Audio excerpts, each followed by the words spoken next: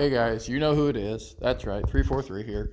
So, just watching this video that I made for you guys, and I realized, wow, my truck has really changed in the past several years.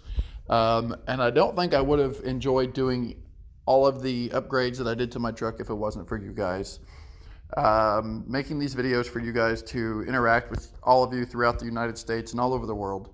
It really does make me happy to see your comments and ideas for my truck, making my truck look better, even though it does have some rust on it, but what vehicle don't?